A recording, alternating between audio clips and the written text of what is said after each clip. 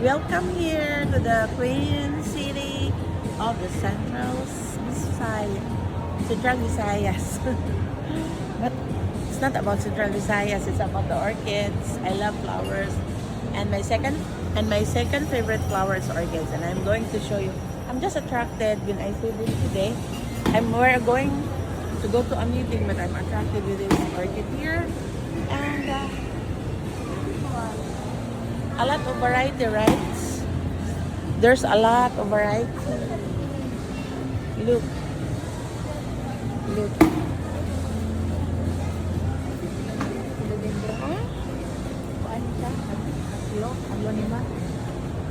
Maybe. So, yeah. Joy, can you? Yeah, sure. Okay. Hello guys, that's all for today. Good morning, everybody.